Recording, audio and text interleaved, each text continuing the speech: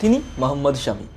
বহু বছর ধরে তিনি আইপিএলে ভালো পারফরমেন্স করছেন, দেশের জার্সিতে ভালো পারফরমেন্স করছেন, কিন্তু তবুও ওনাকে দলে সিলেক্ট করা হচ্ছে না। এতদিন নিজের ফর্ম নিয়ে কথা বললেও কিন্তু কোনোদিন নিজের স্ট্যাটস নিয়ে প্রশ্ন তোলেননি তিনি। এবার একবার যেন নির্বাচকদের চ্যালেঞ্জ করলেন মোহাম্মদ শামি। তিনি বললেন, আইপিএলের পরিসংখ্যান দেখুন, আমার ধারে কাছে কোনো ভারতীয় বোলার রয়েছে? তারপরেও আমি টি-20 বোলার নই। গত 5-6 বছরে 130 উইকেট নিয়েছি, আর আমাকে কি করতে হবে? হ্যাঁ, প্রশ্নটা নিছক ভুল নয়, মানে স্বামীর স্ট্যাটসটা একটু হলেও ঠিক।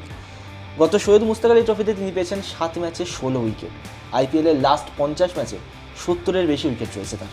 কিন্তু তার ধারে কাছে বোলার কিন্তু অনেকে রয়েছে।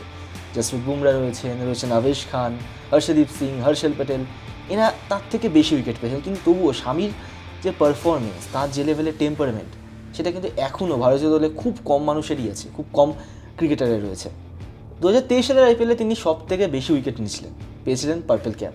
2024 সালে তিনি খেললেন সানরাইজার্স হায়দ্রাবাদের হয়ে। 23-এ ছিলেন গুজরাটে, 24-এ গেলেন হায়দ্রাবাদে। কিন্তু তারপরেও চোটের কারণে খুব একটা বেশি ম্যাচ তিনি খেলতে পারেন। 25-এও ছিলেন না। 26-এ তিনি রয়েছেন লখনৌ সুপার জায়ান্টসে। আজকে লখনৌ সুপার জায়ান্টসের প্রথম ম্যাচ, আজকে হয়তো খেলতে দেখা যেতে পারে স্বামীকে।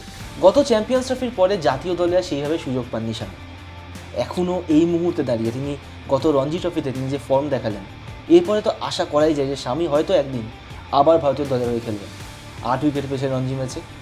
এরপরেও নির্বাচকরা কিন্তু তাকে চুজ করছেন না। কেন করছেন না সেটা যেমন আমরা জানি না, তেমন জানে না মোহাম্মদ শামি নিজেও।